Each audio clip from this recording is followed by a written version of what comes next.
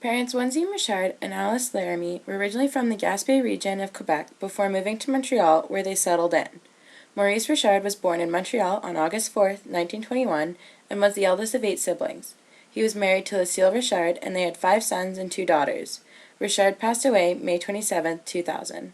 Richard received his first pair of skates when he was 4 as a gift from his parents. He grew up skating on both local rivers and small backyard ice surfaces made by his dad. He grew up playing in organized hockey teams when he was 14. He joined multiple hockey leagues and did so by using various names to allow him to play every day. It was a very hard time at this point. I was 16. I dropped out of high school. Basically worked as a machinist with my father. At 18, I became part of the Verdun team. I tried out for the junior Verdun team, and as left winger, the championship was won by none other than us that year. It was a very good time, but 2 years later, the Montreal farm team, they offered me a position, and I took it, but I only played 14 games due to injury. I ended up breaking my ankle, slid into the boards at a Boston game, and it was a hard time because I was ineligible for the Army, couldn't apply. In 1941-42 season, Richard came back to the farm team and played 31 games and recorded 17 points before he injured himself again. He broke his wrist, which took him out of the season until the playoffs.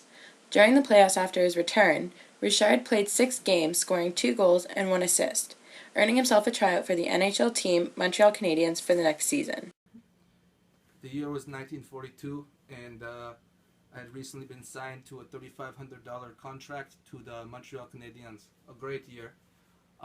Unfortunately, I played 16 games due to injury again. I broke my leg this time. Yeah, it was a very hard time. People had much doubt in me as opposed to thinking I was an asset to the team. And it caused a lot of controversy between whether I was a good player or not. This was a hard time again because I tried it out for the Army, but it didn't happen due to ineligibility with a deformation of my leg. So, again, another hard time. Humiliated, Richard went back to the Montreal Canadiens training camp and intensified his training in the 43-44 season.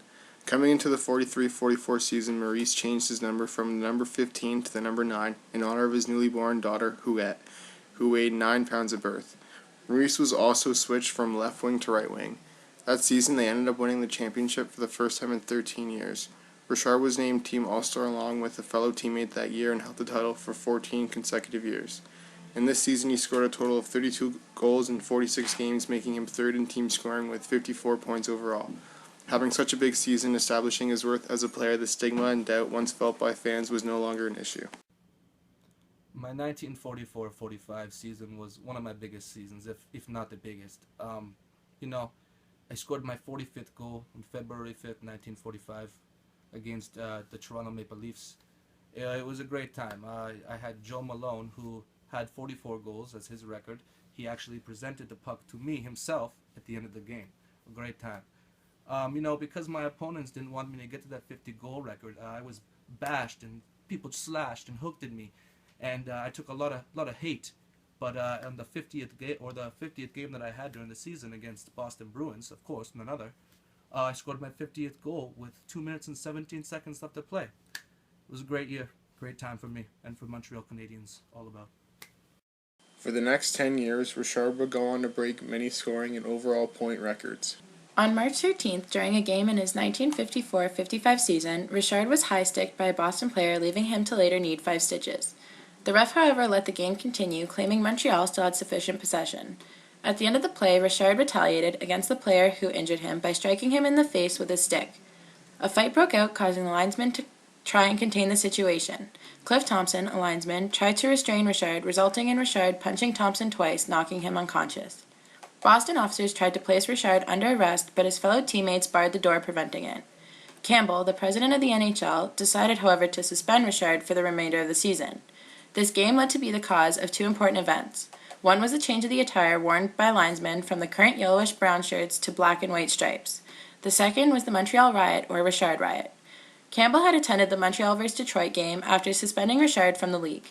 Fans threw vegetables and fruit at Campbell, and one fan threw a can of tear gas, which led to the panic of those at the game and the evacuation from the arena.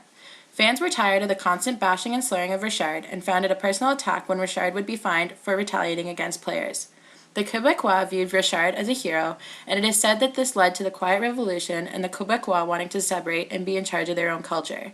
The riot itself caused 37 injuries, 100 arrests, and an estimated $100,000 in property damage. Richard made a statement accepting his punishment for his actions, but promised to return the next season to help his team win the Stanley Cup, which eased tensions.